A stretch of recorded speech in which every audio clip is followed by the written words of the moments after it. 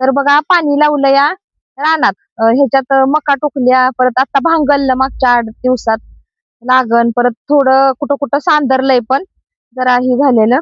आणि ही मका एवढी उगवल्या बघा, लय लहान होती. आणि ही पाणी लावलंय असं ह्याला जास्त बी हे केलेलं नाही. ह्या सरीला लागलंय कमी. जरा इकडे जाऊ दे हे ना.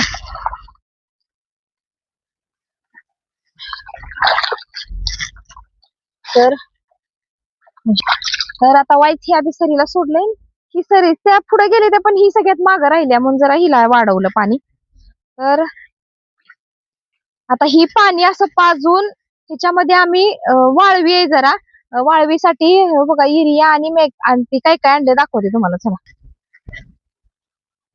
तर बघा वरच्या पण रानाला लावले आणि खालच्या बी सगळ्या सऱ्यांना असं एकसारखं व्यवस्थित पाणी लावलं या, का तर आपल्याला ते खत घालायचंय.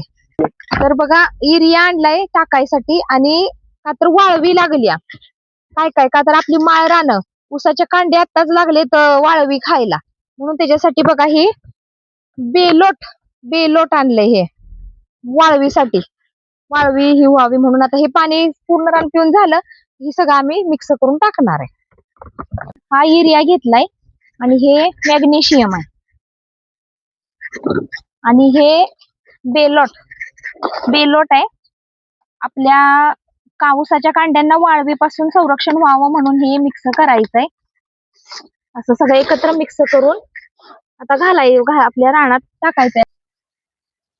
तर ह्या सऱ्या पूर्ण पाणी पेलेत बघा, तर मग ह्या असं सऱ्यांना टाकायचंय, का तर पाण्यातनं वाहून जाऊ नये म्हणून असं पाणी पाजून सऱ्यांचं पाणी बंद करून मग हे टाकलंय, का तर हे इथंच त्या ऊसाच्या मुळांपाशी राहावं हे टाकलेलं आपण कीटकनाशक, मॅग्नेशियम आणि युरिया, म्हणून अशा प्रकारे हे काम चालू आहे आमचं रानात आज.